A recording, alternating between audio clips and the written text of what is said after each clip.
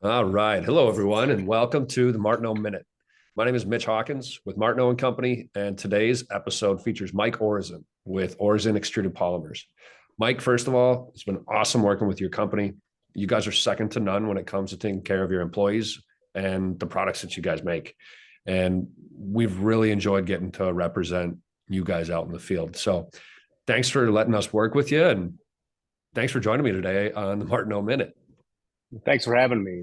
It's been really good to get you guys included in what we're doing, and certainly an honor to be a part of your group as well with the experience and the history that your company has. It really solidifies that we're making our name out there and we're doing a good job. Yeah, I would sure say so. The growth that I think has come out of your guys' place in the last couple of years for sure has been pretty impressive, and we're happy that we get to work with you guys too. So as we get started here, let's just do a quick introduction of yourself for anybody that's listening or paying attention. So just a brief intro to yourself and what you do for Orazen. That'd be awesome. Well, yeah. So really my history in this market goes back to when I was 14 and my dad started a company called EPG, which stood for Extruded Polymers for Glazing. He saw an opportunity. He had some experience in manufacturing and even rubber extrusion, but saw an opportunity to really niche in this glass market and understand it well and serve it solely, as opposed to just being one of many markets that rubber extrusion or a plastic extrusion company serves. He felt like if you focused on that, understood it well, train the employees to understand the ins and outs of how gaskets apply between aluminum and glass, and build great relationships with customers and employees, that there was a opportunity to be successful. And EPG was. And I was a part of that from the day he started the company. I helped him move in his first extruder as a kid, and stayed a part of it as really cheap labor for a long time as a high school and college kid. And then right out of school, I went to Miami, Ohio, and graduated in '91. And I thought I wanted to go do some other things, but what I realized is that I had such a great opportunity to have an impact at my dad's place. And I had one internship prior to starting with EPG in a summer when I was in college, and saw a lot of people hiding from responsibilities and, kind of ducking anything that really mattered if they could. And that's not how I was built or raised. So my dad offered me a job, and I took it, and I'm really glad I did. The time I spent with him, what I learned from him, and others at that period of time, and the relationships that I developed, both from a supply side, a sales rep side, and a customer side, ended up becoming very invaluable. So that was '91. I think EPG was a $3 million company, and between '91 and 2000, early 2000s, we built it to a 16, $18 million company, and hired a lot of great people, and had a lot of fun, and created a lot of great relationships. So I became president of the company in like the end of 2000, around 2000. And it was right around then that companies like Trelleborg and Tremco and other companies started asking if we were for sale, and we really weren't. At the same time, there was this thing called the China syndrome going on, where everyone kind of felt like manufacturing was going away in the United States. And that was a little nerve-wracking for our family, because my dad and mom really came from humble beginnings. And so everything that he and they had built were wrapped up in this business. So ultimately, to make a long story short, our family decided to sell it to Trelleborg. I stayed on for a couple of years. It was a great experience going to Scandinavia and Europe and seeing incredible processes and meeting good people. But I had an itch to scratch in and around coaching. So I did that. I left, started a facility where my objective was to help kids understand what they're capable of in life through training, through athletic training, and we had some integrated, intentional character training through the athletic training. And it was really a neat concept. But the timing was not great. It was, mid 2007. Um, and it was maybe a bigger dream than I could really even explain or communicate. It was just a different idea. And ultimately, for a lot of reasons, it didn't work out. It failed. So I was in a position in my life where I had to figure something out. I had three kids at the time and one on the way.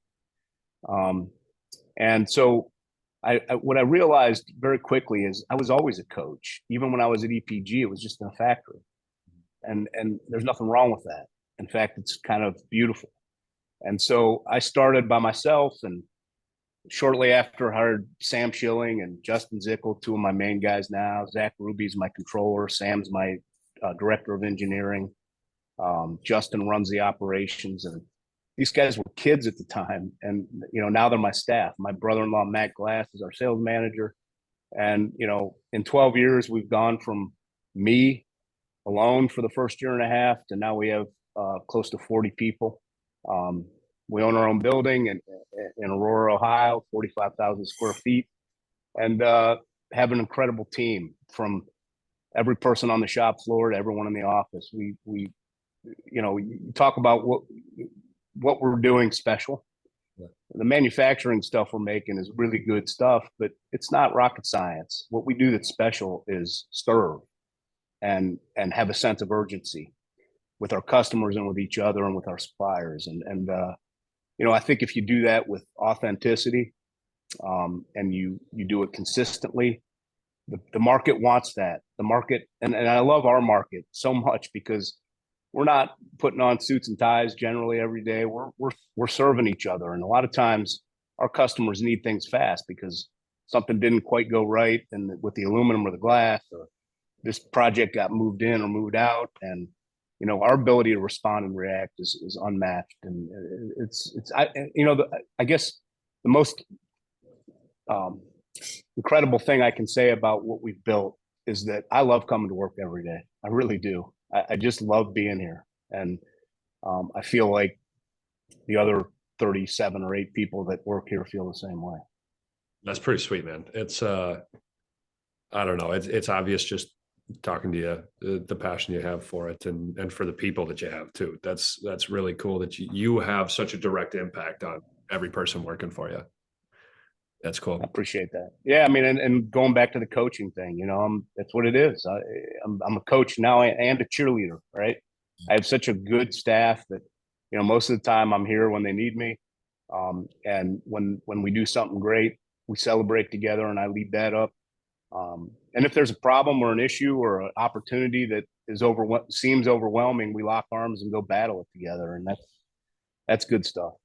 That's pretty sweet. Now, I mean, down to the nitty gritty, I mean, product wise, what are some of the things right now that you're offering or doing on a day-to-day basis that can service some of the people out here that we're working with?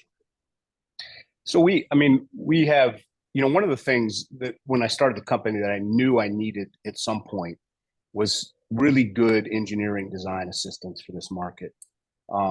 And that was never my thing when I was growing up through EPG. I was more of an operations and purchasing and planning and shop floor management and that type of thing. So I knew I needed to find somebody or develop somebody. And, Sam Schilling, I think when he started with me, he was about 21. I think he's 32 or 3 now. He has just grown tremendously, and we offer tremendous design assist. Matt Glass is our sales manager, is integral in making sure that they get the right attention from Sam and the others. Tyler Zickel, who does all the development. In terms of new product, we're looking towards some co-extrusion. We're setting up a line now that is going to be new and different for us. We're excellent at silicone. We're excellent at EPDM. And really in our market, there's 2 basic kinds of products that we provide. One is kind of the standard products, the flush glaze, the gaskets, the storefront, the setting blocks. I mean, those are products that our customers routinely buy. It's not for necessarily a specific job. But the thing that's taken us to another level is our ability to really do well with the engineered products jobs. So a specific building where they may or may not need molded corners, and we do that very well. Again, we buy, and it's credit to Justin Zickel, we and the relationships we've built, but we buy silicone and EPDM very, very well. And we're and as I said earlier, we work with a sense of urgency, and in this marketplace, there's a need for somebody to be able to be agile and flexible and respond quickly. And our big competitors, when I look at them, there's a lot of good people in those organizations, but they're big companies, and it's hard to move a ship quick. And so one of the things I've decided is I never want to be big. I want to, we are growing, and I said we have our 45,000 square foot building, but along with our culture, our other sustainable competitive advantages are speed and our agility. And I know from my own experience that when you get to a certain level, it's hard to have that. So I want to refine and direct in terms of getting to about that 15 to $20 million a year business, and then continue to just understand where we add the most value in the marketplace, and to who, frankly, right, who needs what we do. There's companies out there that can run millions and millions and millions of flush glazed 12 strand or whatever, and we're never going to be that. But we will be is somebody that if somebody needs it quick, or there's a design change needed fast, or there's a new die that needs to be designed because the glass is too thick, or the aluminum's, the pocket's a little narrow. We do that in hours, not weeks. Very cool. All right. Well, I don't know that I can really add anything to that, man. That was perfect. That's what I was looking for. I think that gives everybody a great idea. So thank you very much for joining me today, man. We'll connect again soon. This was really cool. Yeah, I enjoyed it. Thanks for the opportunity.